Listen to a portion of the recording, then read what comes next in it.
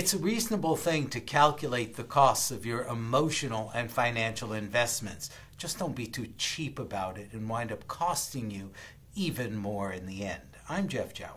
And I'm Rick Levine for Planet Pulse on this Thursday, July 3rd. We have the moon in sometimes cheap Virgo. It's not, It's not so much cheap as it is. It knows what things are worth, and it doesn't want to waste any energy or money in acquiring them. Oh, right. Doesn't like the extra brassy stuff. Right, and paying for functioning rather than for appearance. There is a dash of extravagance today as Venus, the planet of pleasure in Gemini, which isn't very cost conscious, makes an aspect with expansive Jupiter. But that moon in Virgo and a number of other things that are present today and coming up tomorrow are more about narrowing our horizons than expanding them. Right, or facing the death squad. Oh, that. Well, we have the sun coming into an opposition to Pluto late tonight, early tomorrow morning. It's exact at like 4 a.m. on the east coast of the United States.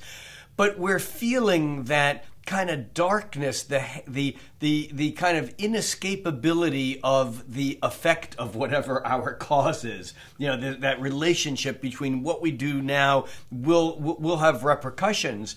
But I think that we are still being a bit distracted by Venus, and yet we're trying to, in some way, work the two of them, and they don't work together. Yeah, because I think Venus, particularly in Gemini, would like to talk her way through or charm her way through situations. But the opposition of the Sun in protective Cancer to Pluto in inexorable Pluto in Capricorn, which is coming in as you said, Rick, very early tomorrow morning, is kind of like, imagine that you're at home in bed late at night and you hear some disturbing sounds outside your room. Do you stay in there to protect the one that you love, or do you go out and face the potential scary thing in the dark? And I don't think the answer is the same for all of us and in every situation, but I think that's a metaphor for the kind of dilemma we're headed toward. Yeah, I think you're right, and I think that we have the exact quincunx between Venus and Pluto today. Remember, it's the sun's opposition to Pluto late tonight or early tomorrow. And a quincunx is an irresolvable dynamic.